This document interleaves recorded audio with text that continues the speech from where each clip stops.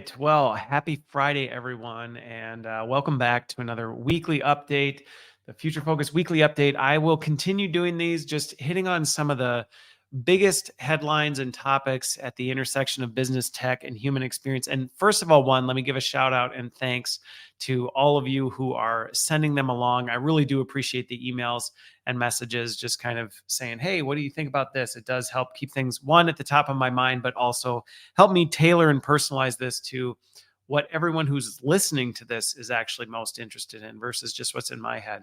So it is the 16th. There are 4 items on my list to cover today. The first one has to do with a big move for OpenAI, which may come as an unexpected move for some folks, but it makes sense, and I'll explain kind of what's happening there. So an unexpected move with OpenAI. The second one is an article that was shared with me about is AI driving layoffs and some of the things that we're seeing. There's lots of layoffs, so I'll talk a little bit about that, where that came from. Another one is you can now, and there's a lot of hullabaloo about getting your bachelor's or master's degree in AI. I want to answer the question, is it a load of BS? Speaking of bachelor's in science. And then the fourth one is LinkedIn recently released its in-demand skills and what that is. So I want to talk a little bit about what that is and my thoughts on how that may influence the way you're thinking about your skills and how does this all fit into the mix of things. So with that, let's start, and let me just make a little note here on what this timing is. So let's start with the Wall Street Journal article that was shared with me on Sam Altman. If you have not heard, OpenAI is making a play, and they're actually looking for, get this, $7 trillion. Now you can go write the number of zeros that is, and then take a look at that and go, holy cats. But he is seeking $7 trillion for OpenAI to get into the semiconductor industry, which is basically the chips that are needed to help power all of this AI and all the processing power that goes into it. Now, this is largely sparked from some of the international political challenges we've had. A lot of the chips today are made over in Taiwan and in Europe, or not in Europe, in the Asian region. So there's been some tension politically, which has led to some things slowing down, which has resulted in some of these companies going, hey, rather than being at the mercy of these other regions, these other countries, why don't we get into the business ourselves? Now, this to me is going to become yet another one of these pseudo arms wars that we see, because OpenAI is not the only one in this mix. NVIDIA has been playing this game for a while and continuing to try and address this gap, because what you may not know is, as this technology continues to advance, there is a high demand for better, more powerful processors and just more of them in general to be able to power all this stuff. And then the question comes down to, like, well, who's going to make them? Where are we going to get them? And I think what OpenAI is doing is going, well, rather than wait on everybody else and be always kind of in a waiting game, why don't we get into the business ourselves? This is going to be interesting to watch. I mean, Apple's been a part of it. If you followed what Apple did, they got into their own M series. They used to run on Intel processors. Now they run their own chipset. Intel, obviously, big player in the game. AMD.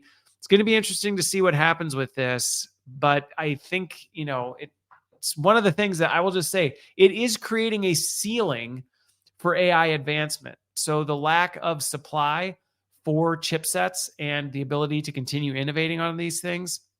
And again, it's just a big operational bottleneck, which, if you've listened to my stuff before, this does go back to, even whether you're an environmentalist or not, this does go back to, these chips have to be made out of something. They're made out of silicon. That there's only a limited supply of silicon on the planet. So there's a whole supply chain thing going on here in terms of companies trying to step into this market. So you might go, $7 trillion. What on earth would you need $7 trillion? Well, you're looking at the raw manufacturing of this stuff and putting this stuff together. But OpenAI is making a play. And I actually think, if you're watching the financial side of this is going to be a booming industry as more and more companies try and differentiate by building their own hardware. It's interesting. I recorded a conversation this week. I haven't launched it yet, but we were talking about, it's interesting watching the technology cycle go full circle now, because back in late 90s, early 2000s. It's all about hardware. It's all about chipsets and all this stuff. And then it hit kind of a ceiling, and now we're getting back into the hardware space again, more people kind of wanting to play in that space. So it will be interesting to see how that goes. I think where we go, and the reason this matters is, we talk a lot about how fast the pace of change is with technology. And a lot of people who had their hair, or if you're like me, no hair, but your beard blown back, whatever. But a lot of people last year just were blown away by how quickly the technology advanced. What's been interesting, and this very much aligns with some of my predictions coming into 2024, is we're starting to hit that ceiling. We're starting to hit the ceiling of the innovation, kind of like back in the day when I think back to like the Pentium 133 came out, then the 233, then, and then it was a dual core, and then it was a quad core, and things were moving super fast. And then it kind of got to a point where it was like, well, how much further are we really going to push this? And it took a bit, and the innovation timeline was slower. I think we're seeing some of the same things in the AI business, which OpenAI is trying to get in front of by saying, hey, if we can get into the market ourselves, maybe we can keep pace. But all that to say, if you're not seeing AI just jump and transform by leaps and bounds, this would be one of the reasons why, is some of the supply and just capability limitations on the chipsets out there that are powering this stuff. But given the fact that AI is an inevitability, it's not going anywhere, and there is so much pressure to push this forward. We're just going to see companies like OpenAI and others just push harder to try and solve the problem so that they can keep pace. But this is allowing a little bit of breathing room for us who may be experiencing that change fatigue. All right. Shifting over, number 2 is on an article that was shared with me by Bloomberg that was talking about, hey, is AI actually driving these layoffs? If you've been watching companies left and right, there's a lot of layoffs that have been happening in the early part of the year. And so this article specifically was kind of challenging this idea of companies aren't openly admitting this, but is artificial intelligence a large contributor to this? Now, here's the thing. For those of you who might be listening, I run into folks who fall somewhere on the spectrum of AI is the end of days and it is driving layoffs, and ultimately we're all going to be unemployed, all the way back to the other side of, well, nah, it's not going to do really much of anything, and then everything in between. I don't know that this whole doomsday narrative of, AI is driving all these layoffs is necessarily helpful, in that, is AI a contributing factor to this in certain industries, in certain segments, some more than others? Absolutely. So I will say to the folks who may be going, oh, AI is never going to, affect my job or things like that. It absolutely will. And I will say, I'm in conversations with some senior leaders at different companies. I do know for a fact that AI is definitely influencing decisions. Now, whether they're directly tied to the layoffs, or where I hear it more is in workforce planning conversations. Do we really need to grow by this many employees, or what do we need to do with these functions? How might we plan for where we invest our resources and where we shift heads around? Less of the conversations, to be at least my experience, which is anecdotal, is that it's less of a, hey, AI's here, maybe we lay a bunch of people off. Now, is AI playing a role in that? Yes. And I think this is where the complication of this gets a lot more real, is the fact that AI is absolutely affecting the market, and it's affecting, certain companies and even their ability to deliver products and the value of their products to the market, which naturally, well, then there's less buyers, they're struggling financially, it's going to result in layoffs. So would I say, are there a lot of tentacles that we could hook back to artificial intelligence and say the disruption that's coming from artificial intelligence, the way it's disrupting skills, the way it's disrupting products, the way it's disrupting market dynamics? Yes, I would say there's a fair amount of hooks and tentacles that could be tied back to artificial intelligence and the broader impact it's having across the workforce, the market, all these other things. What I don't like about this, and this is one of the things that I didn't think the article represented terribly well, was I think the narrative that often gets represented and pushed out there is, oh, AI's here. Now companies are just going, AI's here. Let's lay a bunch of people off. I can just tell you, again, from my experience, conversations, different things I'm involved with, that's not really the way I'm seeing this play out. There are very few examples. There's one in particular that stands out. I won't disclose the details of it, but where that actually did happen, it was a smaller company and they had just said, I think we actually don't need these employees. Let's get rid of them and let's bring in AI to replace it. What's been interesting is that was even before the beginning of this year. I know this organization well. They've actually completely reversed it. They've actually said, and I think it was 2 weeks ago or something like that, where I said it's kind of funny watching some of these companies that brought in a bunch of robots and said we don't need people, and now they need people. They just need people for different purposes. It was a similar thing with this organization where they thought, hey, AI can do all this stuff that people were doing. We won't need the people. They quickly realized, oh, people were doing more than we realized, and now we're needing to rethink it.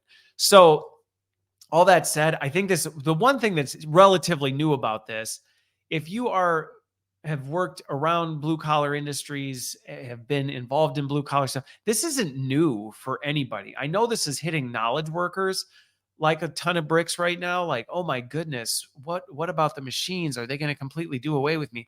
But if you've worked on the shop floor, or if you've ever worked in manufacturing or anything like that, automation and robotics and technology replacing the threat of that replacing people is not new. So if you are someone who's thinking a chat GPT API is going to just take your job, probably, unless in foolish instances, I guess there may be examples. Like I said, there's one in particular that I go, well, that was a mistake. And they quickly learned from it. That said, and we'll talk about it a little bit later in my last point, if you think you're going to come out of this as a knowledge worker unscathed and things are not going to radically change for you in the coming years, that's the part that I would caution people against. So, is AI a large driver behind this? Yes, absolutely. Should people be on top of all the things that are just good career best practices, staying on the top of your game, making sure that you're adding value, making sure you're visible and providing support and seen as a valuable employee in your company. Like, those are all good. Stay up on your career stuff, keep your resume current, be having conversations outside your organization. So if, heaven forbid, your company makes a poor decision around AI layoffs, you're not just starting from square one. So my advice to people who may read or see some of this stuff about, oh, is AI driving these layoffs? Really, to anybody, I would say my best career advice to people, just do that stuff now. Don't do it because AI might be doing it. Just do it because it's a good thing to do, to put yourself in the best position you can possibly be in. Because at the end of the day, you're not going to be able to control a lot of this stuff. And if your company decides to make a move, you're not going to change it. And so just better to be prepared for that. So I just tend to, when I talk about this with people, set really realistic expectations. Because again, whether direct, oh, AI's here, let's lay people off, I don't see much of that. But AI is definitely playing a role in this. So that's where I'm at with this. Again, lots of concerns from folks across the board, many of them warranted. I agree, there's good reason to be concerned about some of this stuff. I think most of the concerns that I see from folks, though, can be mitigated through best practices in your work and career. And if you're doing those things, my observation is you still can't control what you can't control. So if you're but can you at least be as well positioned as humanly possible should something like that happen? Yes. And then more on the skills thing later.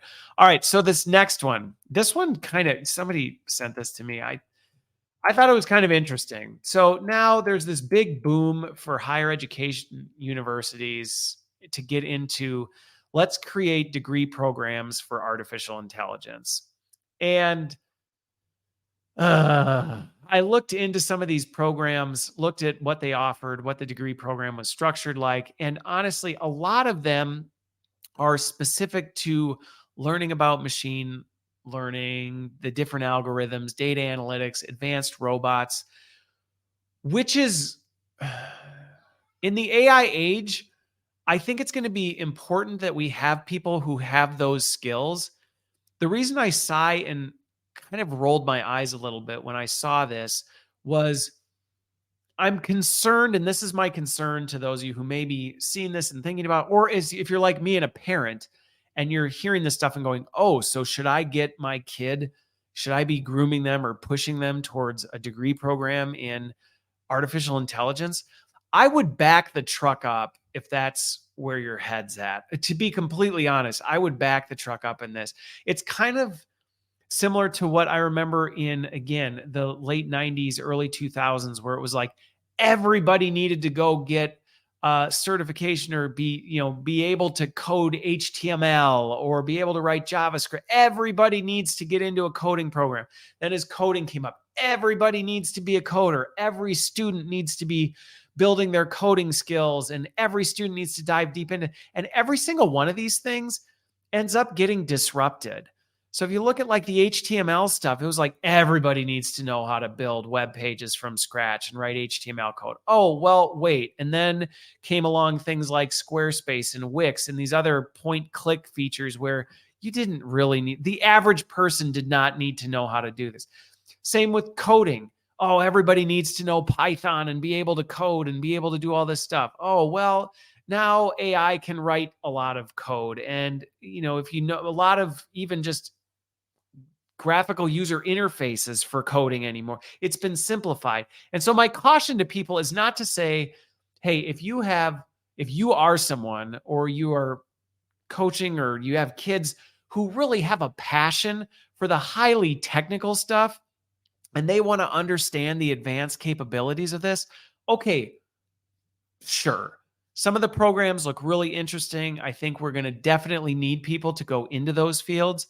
Based on a conversation I had this week, I absolutely think we need more to encourage more diversity in those fields. We need more people from diverse backgrounds. I'm not just talking ethnically diverse, but like we do need more of that. We need people from different backgrounds.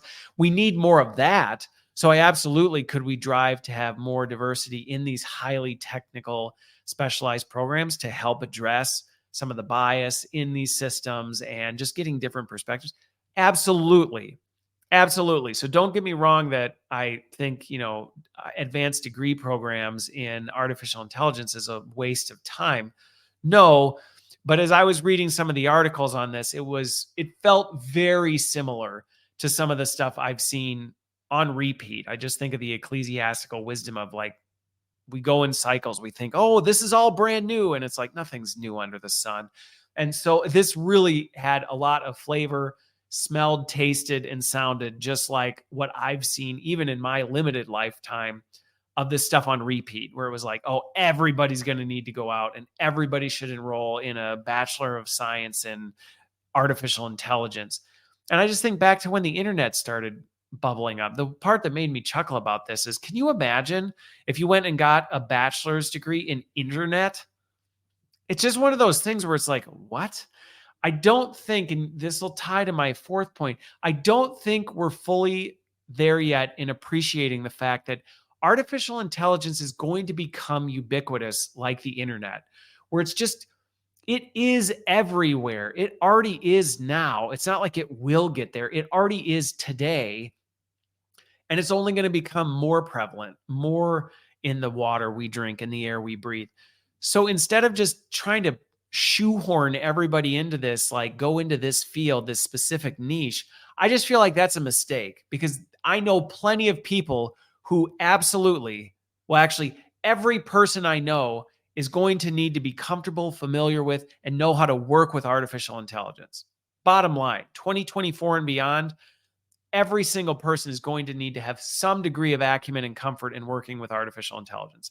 Yet, not everybody needs to go into a specialized degree or even specialized field. It's not like, well, every industry, every function on the planet is just going to be absorbed by artificial intelligence, and all that's going to be left is just people working on machine learning algorithms and repairing robots. I don't know. And maybe the articles I came across were a little bit extremist, like most stuff is on the internet, trying to get people to click on it. But I'm curious other people's take on this. I know plenty of people who would be miserable going into any of the AI degree programs that I've seen. And if that's what they had to do for the rest of their life, they'd probably rather work at Home Depot greeting people than, this type of stuff. So if you're hearing some of this, if you see it and you're discouraged going, oh man, is that like the only future ahead? My take on that is no. And I don't think everybody's going to need to hyper specialize in AI skills and things like that. So that then transitions naturally, of course. Hey, we're talking about skills. Let's talk about the LinkedIn skills report, which was actually, just so you know, the LinkedIn Workplace Learning Report is coming out in March. That will go into a lot more detail. I'm involved in some of that, so I'm not at liberty to speak on some of the details of what's in that and what's coming there. But what I can talk about is the LinkedIn in-demand skills.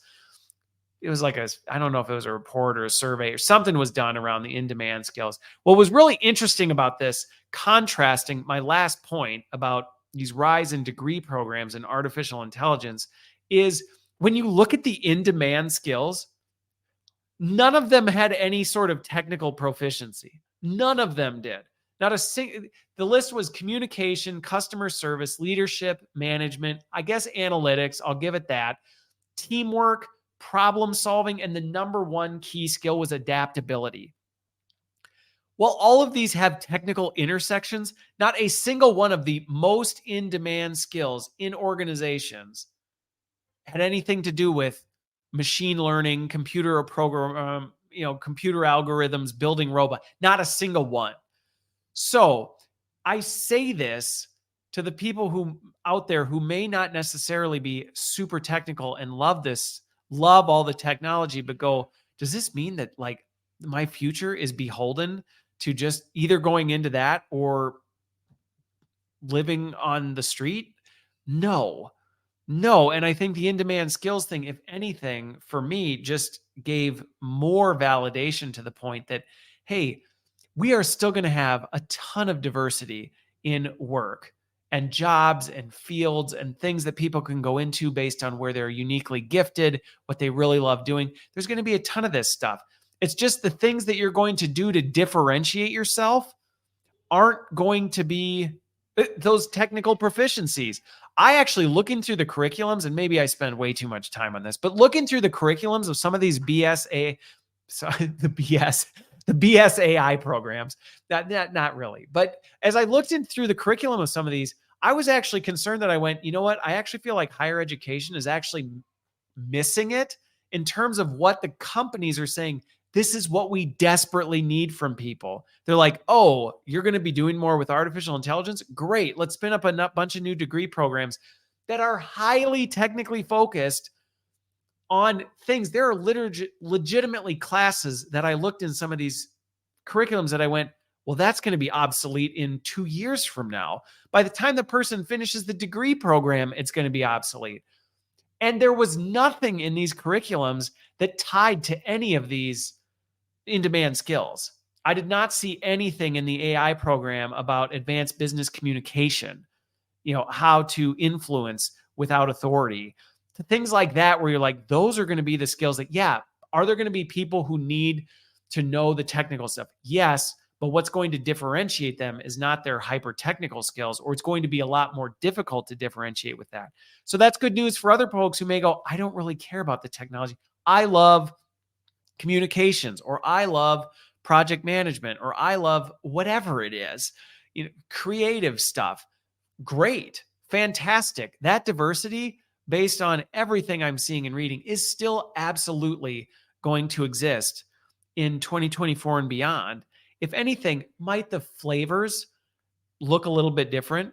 Might the way we apply them look a little bit different? Yeah, probably. That's going to change based on technology. But honestly, the skills, and I'm involved in a lot of different advisory boards, even just in my own organization, as we think about the skills we need in workforce planning, the skills that we're talking about, and even as we're going through the performance calibration cycles right now, the things that are actually differentiating employees are not how great they are at executing their technical skills. That is definitely part of the component of how decisions are made.